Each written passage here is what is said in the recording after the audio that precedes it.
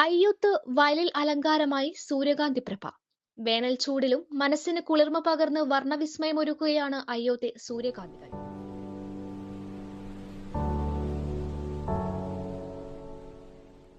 Madakkara government welfare LP school കുട്ടികളാണ് കണ്ണപുരം അയ്യോത്ത് വയലിൽ 40 saint സ്ഥലത്ത് സൂര്യകാന്തി പാടമൊരുക്കിയത്.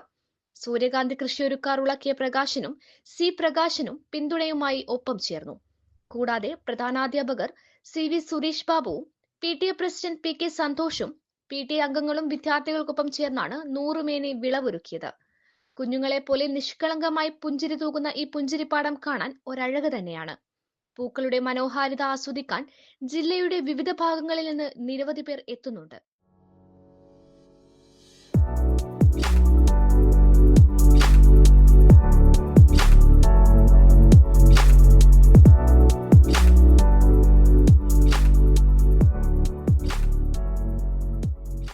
ഇതിൻ്റെ തുടക്കം എന്ന് പറയുന്നത് കഴിഞ്ഞ വർഷം നമ്മളൊരു പരീക്ഷണാടിസ്ഥാനത്തിൽ ഒരു 20 സെൻറ്റ് സ്ഥലത്ത് ചെയ്തായിരുന്നു. അത് വൻ വിജയമായിരുന്നു. വൻ വിജയം എന്ന് പറഞ്ഞാൽ ജില്ലക്ക് പുറത്തുനിന്ന് ഒരാൾക്കാർ കാണാനും ഒക്കെ വന്നിട്ടുണ്ടായിരുന്നു. പോരാത്തതിന് പിന്നെ കല്യാണത്തിൻ്റെ ഷൂട്ട് ചെയ്തിട്ട് പിന്നെ അങ്ങനെ ഒരുപാട് ആൾക്കാർ ഒക്കെ വന്നിട്ടുണ്ട്. ചാനലുകാർ ഒരുപാടുണ്ടായിരുന്നു.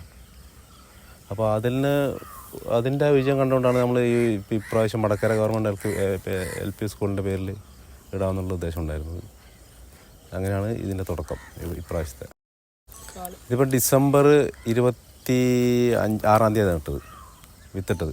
സ്കൂൾ കുട്ടികളും പിന്നെ ഇത് സ്കൂൾ മാട്ടൂൽ പഞ്ചായത്തിലാണ്.